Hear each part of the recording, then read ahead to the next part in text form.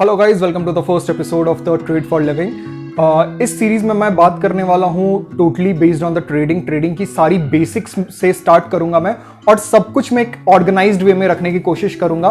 और by the end of this series आपको पता चल जाएगा जितने मिथ्स हैं ट्रेडिंग को लेकर वो सारी चीजें आपकी दूर हो जाएंगी। सो अगर आपको ट्रेडर बनना है तो आपको बेसिक्स पता होना चाहिए। आप किस टाइप के ट्रेडर बनना चाहते हो उसके लिए आपको बेसिक सारी नॉलेज पता होना चाहिए। तो ये सीरीज में वही सारी चीजें मैं कवर अप करने की कोशिश करूंगा। तो ये पहला एपिसोड है। तो वीडियो शुरू करने से पहले जो लोग नए हैं please hit the like button and subscribe जरूर करना, और अपने दोस्तों के साथ जरूर शेयर करो जिनको ये सीरीज देखने की बहुत ज़रूरत है अगर वो अपना नॉलेज गेन करना चाहते हैं इन द ट्रेडिंग और स्टॉक मार्केट। ठीक है, तो ये मैं कंप्लीट बेसिक से स्टार्ट करूंगा। बेसिक ऑफ स्टॉक मार्केट क्या है, क्योंकि अगर आप ट्रेडिंग जानना चाहते हो तो आपको बेसिक स्टॉक मार्केट की बेसिक्स जाननी बहुत ज़रूरी है। तो चलिए वीडियो शुरू करते हैं।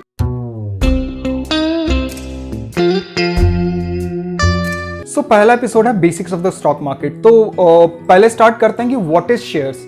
तो किसी भी एंटिटीज का एक अगर पार्ट अगर आप लोगे तो वो एक शेयर के फॉर्म में कहलाता है। अगर इसको मैं एग्जांपल के टर्म्स में समझाऊं कि यहाँ पे अगर आप पिज्जा देख रहे हो तो 8 स्लाइसेस हैं, तो पिज्जा एक एंटिटी हो गई और उसके जो 8 स्लाइसेस हैं उसके जितने जो यूनिट्स हैं वो उसके शेयर्स हो गए। अगर आप उसके यूनिट्स या उसके शेयर्स होल्ड करते हो किसी भी एंटिटी के तो आप उसके पार्ट बन जाते हो। तो कोई भी ऑर्गेनाइजेशन आपको अगर आपको अपना पार्ट बनाना चाहती है तो वो अपना एक यूनिट देती है which is known as the shares.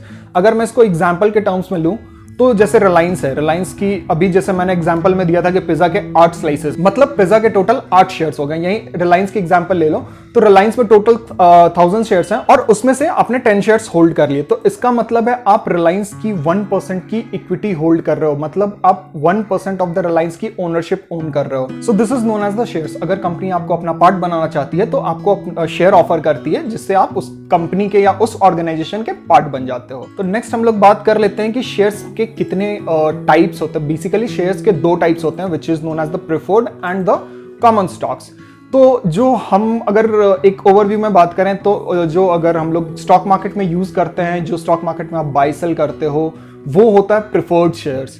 Common shares actually वो होते हैं जो बड़े इन्वेस्टर्स यूज करते हैं। जैसे मान लो कि जिनकी कंपनी में होल्डिंग 2%, 10%, 5% ऐसी है तो वो लोग कॉमन शेयर्स की तरफ जाते हैं रादर देन प्रेफर्ड शेयर्स। तो बेसिकली कॉमन शेयर्स और प्रेफर्ड शेयर्स में आपको डिफरेंस ये होता है कि प्रेफर्ड शेयर्स में आपको कोई वोटिंग राइट्स नहीं मिलेंगी, कॉमन शेयर्स में आपको वोटिंग राइट्स मिलती है। अब जैसे आपको उस कंपनी की डिसीजन मेकिंग कर सकते हो, बोर्ड ऑफ डायरेक्टर में बैठ सकते हो, तो ये आपको प्रेफर्ड शेयर्स में कोई ये नहीं मिलता है। हाँ, बट ऐसा तो नहीं है कि प्रेफर्ड शेयर्स में फिर फायदा क्या है। तो फायदा ये है कि जब भी कंपनी प्रॉफिट बनाएगी और डिविडेंड अनाउंस करती है तो सबसे पहला प्रेफरेंस प्रेफर्ड शेयर्स वालों को के होल्डर्स को दिया जाता है। एंड इन केस कंपनी अगर बैंकरप्ट होती है तो जितनी भी उनको अगर पैसे जो शेयर की वैल्यू है वो सबसे पहले रीपेमेंट किया जाएगा प्रेफर्ड शेयर होल्डर्स को rather than common share holders. और हाँ, अगर मान लो कि आपको जैसे मान लो कि कोई कंपनी बहुत अच्छी लगती है, आपकी एनालिसिस बहुत अच्छी है, उसकी ग्रोथ में आपको बहुत अच्छा लग रहा है, आप उसमें अपनी होल्डिंग्स बढ़ाना चाह रहे हो, आप उसकी बोर्ड ऑफ डायरेक्टर में जाना चाह रहे हो, तो आप प्रेफर्ड शेयर पहले ऑन कर रखे हो, उसको आप इजिली कन्वर्ट करवा सकते हो कॉमन स्टॉक्स में। सो नेक्स्ट हम लोग बात करते हैं why do companies sell their shares to the public. अब ये भी है कि अगर मैंने रिलायंस से 10 शेयर खरीदे आउट ऑफ 1000 तो कंपनी मुझे क्यों ऑफर कर रही है, अपने 1000 शेयर्स क्यों ऑफर कर रही है, आप उसमें से जितना चाहो 10 शेयर्स मैंने लिए, क्यों मुझे ऑफर कर रही है। तो उसका बेसिक रीजन है टू रेज द फंड। ठीक है, पैसे के लिए कंपनी, कोई भी कंपनी जो अपना शेयर्स अनाउंस करती है वो पैसे के लिए अनाउंस करती है कि आप पब्लिक को वो आपको शेयर देगा, कंपनी में आपको ओनरशिप देंगे और उसके बदले आप उस ओनरशिप की वैल्यू कंपनी को प्रोवाइड करो। सो अब क्वेश्चन अराइज होता है कि कंपनी को पैसे क्यों चाहिए। तो बेसिकली 3 रीजन होते हैं इसके: expansion, business expansion, clearing debts and the new product launch. मतलब अगर कंपनी को नए बिजनेस एक्सपेंशन की जरूरत है, जैसे नई फैक्ट्री या नए आउटलेट्स, नए वेंचर कैपिटल्स अगर उसको अक्वायर करने हैं तो उसके लिए उसे ह्यूज अमाउंट ऑफ मनी चाहिए, उसके लिए कर सकती है। या उनके बैक लोन्स हैं, जो भी उनको लोन्स चुकाने हैं उसके लिए भी कर सकती है, या नए प्रोडक्ट उसको लॉन्च करने हो तो उनके लिए भी कर सकती है, या तीनों के लिए भी कर सकती है। तो इन सब चीज़ों के लिए, ऑपरेशंस के लिए कंपनी को बहुत चंक ऑफ मनी चाहिए जो कि वो पब्लिक से लेने की कोशिश करती है by the in exchange of their ownership और शेयर्स। सो अब बात आता है कि why do company raise funds from the public rather than banks. Company अगर पैसा ही उसको चाहिए तो पब्लिक से ही क्यों। वो अपना शेयर, अपना ओनरशिप डाइल्यूट क्यों करे, वो बैंक से भी जा सकती है। तो बेसिकली बैंक्स और पब्लिक में डिफरेंस ये होता है कि बैंक्स में अगर कंपनी बैंक के पास जाती है तो उसके पास लिमिटेड अमाउंट ऑफ मनी होगा, कि लिमिटेड अमाउंट ऑफ मनी ही वो उससे लोन में ले सकती है, उसके कंपनी की वैल्यूएशन के अकॉर्डिंग वो बैंक अपना लिमिटेड अमाउंट ऑफ मनी देगी। And next is collateral. Bank हमेशा एक सेफ लोन देने की कोशिश करेगी और कंपनी को उसके बदले में, उस पैसे के बदले में कोलैटरल देना पड़ेगा। Next is the time interval. एक टाइम इंटरवल के बाद कंपनी को वो पैसा चुकाना भी होगा, लाइक रीपेमेंट करना होगा।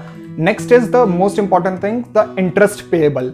अगर मान लो कंपनी बहुत बड़ी चंक ऑफ मनी ले रही है किसी बैंक से, तो उसका इंटरेस्ट भी बहुत हाई होता है, और अगर मान लो कुछ प्रॉफिट्स वो बना रही है तो उसके मैक्सिमम पोर्शंस जो है वो कंपनी को बैंक्स के लोन चुकाने में ही चले जाएंगे। तो ये सारे ड्रॉबैक्स हैं। अगर कंपनी पब्लिक के पास आती है तो पब्लिक के पास वो अपने नीड्स के अकॉर्डिंग वो अपने शेयर डाइल्यूट कर सकती है और उसके अकॉर्डिंग अपना पैसा रेज कर सकती है। कोई कोलैटरल नहीं चाहिए पब्लिक को, कोई कोलैटरल नहीं चाहिए, कोई टाइम इंटरवल नहीं है, क्योंकि बेस्ट पार्ट क्या होता है कि इसमें आपको कोई रीपेमेंट नहीं करना होता, कंपनी को कोई रीपेमेंट नहीं करना होता है, और कोई इंटरेस्ट पेबल भी नहीं है, कोई इंटरेस्ट भी नहीं देना कंपनी को, ठीक है। तो इसको मैं एक बहुत इजी से एग्जांपल के टर्म्स में समझाता हूँ कि सपोज मान लो मेरे पास 100 CR का एक प्लॉट है और मुझे इक्विटी जनरेट करनी है 20 CR, जहां पे उस प्लॉट पे मैं एक शॉपिंग कॉम्प्लेक्स बनाने की कोशिश कर रहा हूं, जहां पे मेरा प्लान है एक शॉपिंग कॉम्प्लेक्स बनाने के, उसके लिए मुझे 20 CR चाहिए। तो मैं क्या करूंगा, एक अपने नेट एसेट का जो कि मेरा 100 करोड़ है, उसको मैं एक वैल्यूएशन, एक प्राइस पे अपना शेयर्स डाइल्यूट करूंगा। जैसे सपोज मान लो कि मैंने अपना एक शेयर का प्राइस 1000 रुपीज रखा है, इसकी भी एक प्रोसेस होती है, वो हम लोग किसी और दिन बात करेंगे। तो लेट्स से मेरे एक शेयर का प्राइस 1000 रुपीज है, इस हिसाब से मेरे जो टोटल नेट वर्थ है 100 CR का, उसका टोटल शेयर्स हो जाएगा 10 लाख। और मुझे कितना चाहिए, मुझे चाहिए सिर्फ 20%। तो 20% अगर मुझे चाहिए तो इसके हिसाब से मेरे जो टोटल मुझे डाइल्यूट करने होंगे, कितने करने होंगे, सिर्फ 2 लाख शेयर्स। तो इस हिसाब से 2 लाख शेयर्स मैं पब्लिक को ऑफर करूंगा और उसके बदले मैं 20 CR रेज करने की कोशिश करूं, 2 lakh shares at the rate of 1000 rupees. तो यहां पे मैं पब्लिक को ऑफर कर रहा हूं और अपने 20% ऑफ इक्विटी, और उसके बदले उस प्राइस पे, वैल्यू पे, उस शेयर की वैल्यू पे मैं पैसे रेज कर रहा हूं। तो आपको ये सारा सिनेरियो समझ में आ गया। नाउ नेक्स्ट हम लोग बात करते हैं कि how do company offer their shares to the public. अब मैंने सारा चीज बात कर लिया कि कंपनी कैसे पब्लिक से ऑफर करती है अपने शेयर्स और उसके बदले पैसा लेती है। तो ये कैसे होता है, तो इस सारे प्रोसेस को हम लोग कहते हैं आईपीओ, ठीक है, which is known as the initial public offering. तो आईपीओ के तहत ही सारा कुछ होता है। ये जो सारा प्रोसेस है इनिशियल पब्लिक ऑफरिंग के थ्रू होता है, जहां पे कंपनी, डायरेक्ट कंपनी और इन्वेस्टर्स के बीच में डायरेक्ट कांटेक्ट होता है। जहां पे अगर लास्ट एग्जांपल पे लूं, मेरी एक कंपनी थी, वहां पे मैंने डायरेक्ट पब्लिक के पास आया, अपना एक प्लान रखा, उसके बदले मैंने ऑफर रखा अपना शेयर्स, और वहां पे सारा चीज प्रोसेस फुलफिल हुआ। तो ये प्रोसेस को फुलफिल करने के थ्रू मुझे ये एक प्रोसेस जाना होगा which is known as the initial public offering. वो अनाउंसमेंट करना होगा कि मैं अपना आईपीओ ला रहा हूं, वहां पे आप पब्लिक आके अपना इंटरेस्ट या अपना इन्वेस्टमेंट कर सकती है। सो नाउ हम लोग बात करते हैं कि ये सारा चीज हमें समझ में आ गया कि ये तो सारा कंप्लीट एक प्रोसेस है, बट ये प्रोसेस होता कहाँ है, ठीक है। ये प्रोसेस अगर ये अनाउंसमेंट कर रहा है कोई कंपनी, तो ये होगा कहाँ पे। तो जैसे कि मान लो आप अगर सब्जी खरीदने जाते हो, वेजिटेबल्स खरीदने जाते हो, तो आप जिस मार्केट में जहाँ पे सारी सब्जियां मिलती है तो उसको आप कह देते हो वेजिटेबल मार्केट जा रहा हूँ, या फिश खरीदने जाते हो तो फिश मार्केट कह देते हो। तो उसी तरह जहाँ पे सारा सिक्योरिटी बेस्ड या मनी बेस्ड सारे ट्रांसफर या कॉन्ट्रैक्ट्स होते हैं, वो उस प्लेस को हम लोग कहते हैं सिक्योरिटी मार्केट, और you can say as a financial market. So ऐसा कहते हैं financial market enables the flow of capital from those who have it to those who need it. जहां पे कंपनी को पैसे की जरूरत होती है और इन्वेस्टर जिनके पास पैसे होते हैं, वहां पे उन दोनों को एक प्लेटफॉर्म पे लाती है, उसको हम लोग कह देते हैं सिक्योरिटी। सो नेक्स्ट, इस सारे जो सिक्योरिटी मार्केट है इसमें 4 एंटिटीज होती हैं। फर्स्ट होता है इन्वेस्टर, सेकंड होता है बोरोवर जो फंड रेज करने के लिए ढूंढता है, Sikar of the fund, third होता है इंटरमीडिएरीज, एंड द फोर्थ होता है द रेगुलेटरी बॉडीज। तो इन्वेस्टर्स कौन हो गए, जैसे कि मान लो मैंने एग्जांपल दिया था रिलायंस का, जहां पे आपने 10 शेयर खरीदे थे, तो आप यहां पे हो गए इन्वेस्टर। जो आपने बाय किया 10 शेयर्स, तो आप यहां पे कहलाओगे इन्वेस्टर। रिलायंस, जो रिलायंस अपने शेयर ऑफर करी थी, उसके बदले पैसा चाहिए था उसको, यहां पे वो हो गया borrower, Sikar of the fund. And अगर मैं इंटरमीडिएरीज की बात करूं, तो ये जो प्रोसेस हुआ शेयर टू पैसा, दोनों का एक ट्रांसफर हुआ होगा, ठीक है। तो वो ट्रांसफर कहां हुआ होगा, हर एक ट्रांसफर का एक प्लेटफॉर्म होता है। तो तो वो ये दोनों चीज को ट्रांसफर को कंप्लीट करने के लिए इंटरमीडियरीज आती है। इन स्टॉक मार्केट अगर हम लोग बात करें तो उसको हम लोग कह देते हैं एनएससी और BSC, which is known as the exchanges, national stock exchange and the Bombay stock exchange. Next है रेगुलेटरी बॉडीज। तो अगर मान लो कि ये सारा ट्रांसफर हो रहा है इन्वेस्टर और कंपनी के बीच, तो ये सारा जो ट्रांसफर है या ये जो सारा प्रोसेस है ये एक ऑर्डरली वे में हो, कोई डिफॉल्ट ना करे, कंपनी डिफॉल्ट ना करे या इन्वेस्टर डिफॉल्ट ना करे, कंपनी मैनिपुलेट ना करे इन्वेस्टर को। तो इस चीज के लिए सारे चीजों को ऑर्डरली मैनेज करने के लिए एक रेगुलेटरी बॉडीज बनाया गया, which is known as the SEBI, security exchange board of the India. वो स्टॉक मार्केट की भी रेगुलेटरी बॉडीज है। तो ये 4 एंटिटीज हैं जो सिक्योरिटी मार्केट को पूरा कंप्लीट करती है। और हाँ, ये याद रखना कि स्टॉक मार्केट सिक्योरिटी मार्केट नहीं है, सिक्योरिटी मार्केट के अंदर स्टॉक मार्केट आता है। तो अगर हम लोग नेक्स्ट बात करें तो सिक्योरिटी मार्केट के बेसिकली 2 पार्ट्स होते हैं, which is known as the primary market and the secondary market. तो प्राइमरी मार्केट जहां पे कंपनी और इन्वेस्टर डायरेक्ट मिलते हैं, which is known as the IPO, जहां पे आईपीओ ऑफर होता है, वो प्राइमरी मार्केट में होता है, जहां पे कंपनी ऑफर करती है to direct to the investor और इन्वेस्टर डायरेक्ट कंपनी से शेयर बाय करती है और उसको पैसा देती है। तो ये होता है प्राइमरी मार्केट में। एंड सेकेंडरी मार्केट में जो होता है वो सेकेंडरी मार्केट में होता है इन्वेस्टर टू इन्वेस्टर। यहाँ पे कंपनी बीच में होती ही नहीं है। सेकेंडरी मार्केट में कंपनी का कोई इन्वॉल्वमेंट नहीं होता है।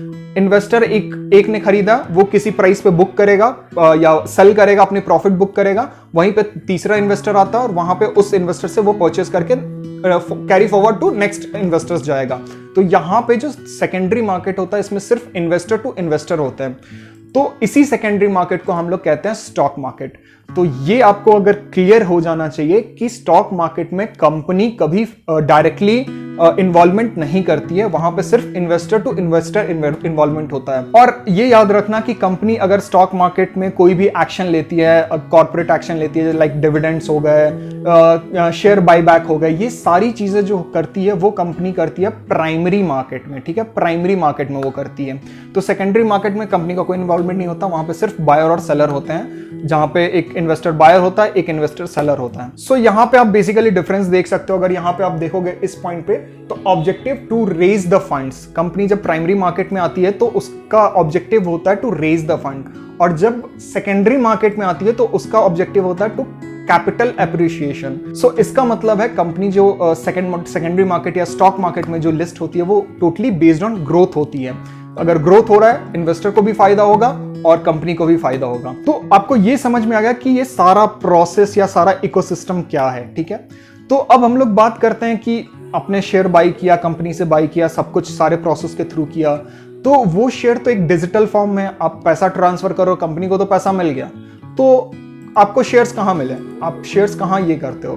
तो जैसे कि हर बैंक पे आप अगर पैसा आपको जमा करना है, आपको डिपॉजिट करना है, तो आप बैंक अकाउंट ओपन करते हो और उस बैंक अकाउंट में आप like saving account, current account, different type of account करते हो और आपका सारा पैसा जो बैंक में डिपॉजिट होता है। उसी तरह जब आप शेयर बाई करते हो तो आपका सारा जो शेयर है वो डिपॉजिट होता है आपका एनएसडीएल और सीडीएसएल में, नेशनल सिक्योरिटी डिपॉजिटरी लिमिटेड।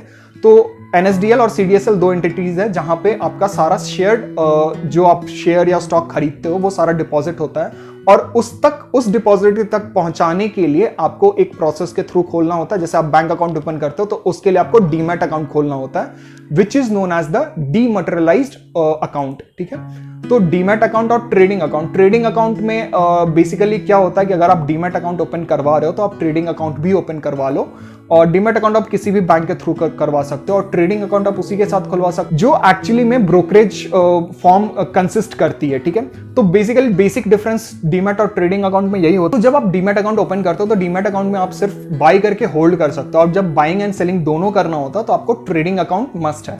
तो जब भी आप डीमैट अकाउंट ओपन करवा रहे हो तो ट्रेडिंग अकाउंट भी ओपन करवाओ। तो आई होप आपको ये सारा जो प्रोसेस है, ये सारा इकोसिस्टम जो है वो समझ में आ गया होगा। और अगर मैं इस सीरीज की बात कर रहा हूँ कि मैंने इनिशियली बोला था कि मैं ट्रेडिंग की बात कर रहा हूँ, तो बेसिक स्टॉक मार्केट में क्यों बोल रहा हूँ? अगर आपको ट्रेडिंग जानना है तो आपको basics of the stock market जानना बहुत जरूरी है। सो जो लोग कहते हैं स्टॉक मार्केट में प्रॉब्लम्स हैं, ट्रेडिंग में प्रॉब्लम है, तो आप समझो कि अगर ये सारा जो इकोसिस्टम है इतना ऑर्गेनाइज्ड वे में है तो ऑब्वियस सी बात है इसमें कुछ ना कुछ है, तभी ये इस चीज को ऑर्गेनाइज्ड वे में किया गया है। इसमें ग्रोथ है, कंपनी की ग्रोथ है, कंपनी के साथ अगर कंपनी ग्रोथ कर रही है तो इन्वेस्टर, आप अगर मैं इन्वेस्टर हूं, आप इन्वेस्टर हो, आप ग्रो कर रहे हो, आप ग्रो कर रहे हो, तो कंट्री ग्रो कर रही है। तो ये सारा इकोसिस्टम जो है एक ऑर्गेनाइज्ड वे में है, तो इसको बेसिक से समझना बहुत जरूरी है। तो आपको ये समझ में आ जाएगा कि जो आप आज तक सुनते आ रहे हो स्टॉक मार्केट के बारे में वो बिल्कुल गलत है। तो आप इससे बहुत अच्छे से पैसा कमा सकते हो। तो ये सारा जर्नी मैं आगे कंटिन्यू करूंगा। नेक्स्ट वीडियो में मैं बात करूंगा कि आप ये सारी चीजें प्रोसेस तो मैंने समझ लिया, आपने इकोसिस्टम समझ लिया, तो आप इससे पैसे कैसे अर्न कर सकते हो, तो उस टॉपिक पे हम लोग बात करेंगे। सो आई होप आपको ये पूरा वीडियो अच्छा लगा होगा। अगर अच्छा लगा है तो लाइक करें, हिट द लाइक बटन, और कमेंट में लिखो अगर मुझे कुछ इंप्रूवमेंट करने की जरूरत है तो आप कमेंट डाउन में जरूर मुझे बताओ। Till then, thank you and happy trading.